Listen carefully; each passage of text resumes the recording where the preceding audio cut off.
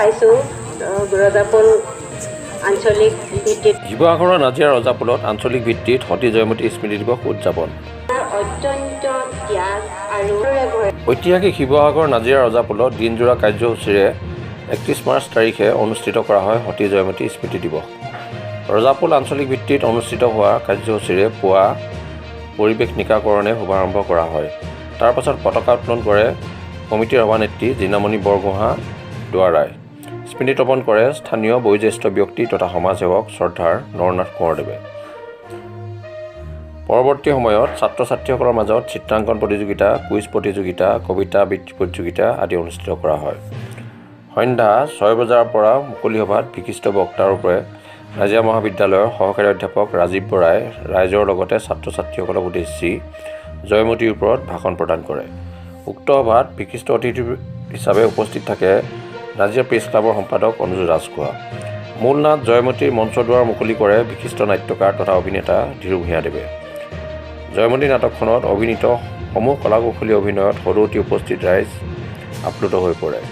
অৱশেষত জয়মতী নাটখনৰ পৰিচালক বিজিত বৰগোহাঁইক সদৌতি ৰাইজৰ হৈ সম্বৰ্ধনা জ্ঞাপন কৰা হয়। পাৰ্থপ্ৰতিম বৰুৱাৰ ৰিপৰ্ট, পাটকাই টিভি। নুশুনো তোমাৰ কথা, এতিয়া মোক ৰণভাৱে সাজু কৰোৱা আৰু মোৰ ধৈৰ্য নাই। বৌহৰে আপোনাৰ সাহস আৰু বীৰত্বতাক লৈ মোৰ কোনো সন্দেহ নাই, তথাপি দাদঙীয়া স্বাৰ্থপৰতাক মই ভয় কৰোঁ। গুচি যাওক বৌহৰে, যিকোনো মুহূৰ্ততে চাউদাক আহিব পাৰে। শুনা পৰি বিপদ অকল মোলৈকে অহা নাই, বিপদ সকলোৰে। চাওঁ পাদৰে মানুহে যদি মোক বিচাৰি নাপায়, তোমালোকক যদি কিবা বিপদ ঘটায়, এই শুনা দুটাকে যদি ধৰি লৈ গৈ কিবা অংগসূত কৰে, তেতিয়া তুমি কি কৰিবা? আপুনি সেইবোৰ কথা চিন্তা নকৰিব, শুনা দুটাক মই চাম, শত্ৰুৰ হাতত পৰিবলৈ নিদিওঁ। মোক চাওঁ ডাঙৰ ভয় নেদেখাবা। এইখন চাওঁ মোক কঁকালত কাহেং দাং, মোক পলাই যোৱা কথাও নক'বা আৰু মোৰ ধৈৰ্য নাই।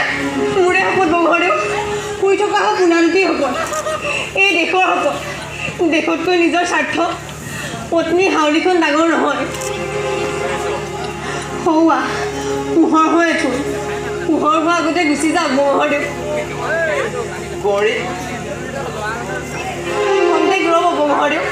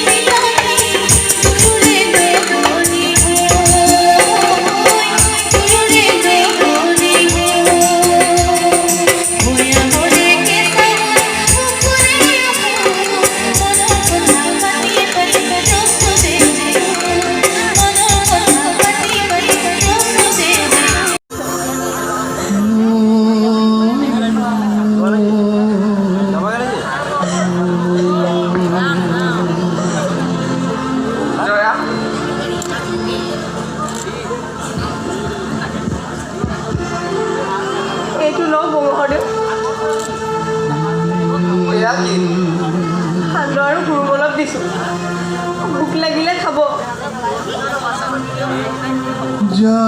চুম চাঙি আপোনাৰ কুশলে ৰাখিব।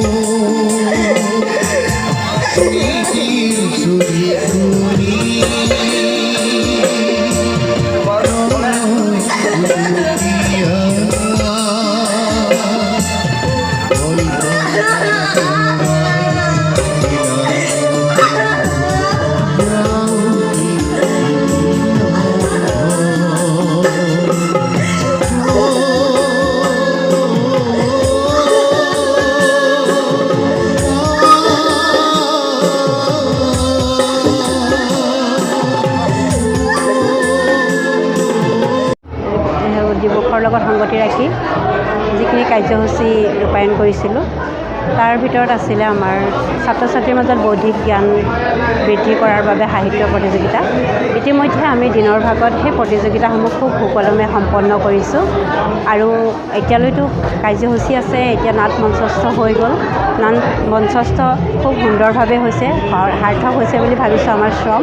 আৰু বৰ্তমান আছে আমাৰ সাংস্কৃতিক সন্ধিয়া, য'ত গায়ক এজন আহিছে আৰু তাৰোপৰি আমাৰ স্থানীয় শিল্পীসকলেও গীত নৃত্য ইত্যাদি পৰিৱেশন কৰিব। গতিকে এটা মনোৰঞ্জনমূলক অনুষ্ঠান হ'ব বুলি আমি আশা ৰাখিছোঁ।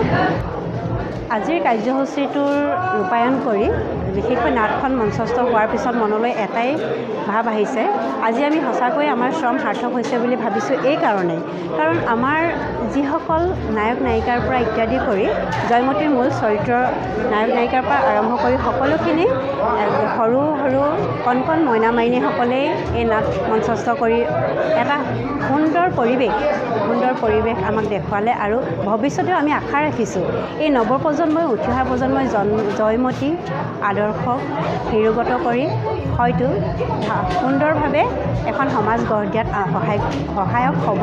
যিহেতু আপুনি চাওক, আজিকালি দেখিছেই আমি বৰ্তমান প্ৰজন্মৰ মাজত মোবাইলৰ জনপ্ৰিয়তা কিমান বাঢ়িছে। বিশেষকৈ ভিডিঅ' গেম বা অন্যান্য কিছুমান কাৰ্টুন বা কিবা এইবিলাকত ব্যস্ত থকাৰ মাজতে যে আমাৰ নাট পাৰিচালকে ইমান সুন্দৰভাৱে তেওঁলোকক প্ৰশিক্ষণ দি পিনি নাটখন মঞ্চস্থ কৰাইছে যে মই ভাবোঁ তেওঁলোকে যদি আন্তৰিকতাৰে লৈছে, ভৱিষ্যতলৈকে তেওঁলোকৰ এটা যিটো সাংস্কৃতিক দিশত এটা সুন্দৰ পদক্ষেপ ল'ব পাৰিব বুলি আশাবাদী মন এটা লৈ আজি আমি আমাৰ শ্ৰম সাৰ্থক হৈছে বুলি ক'ব পাৰোঁ।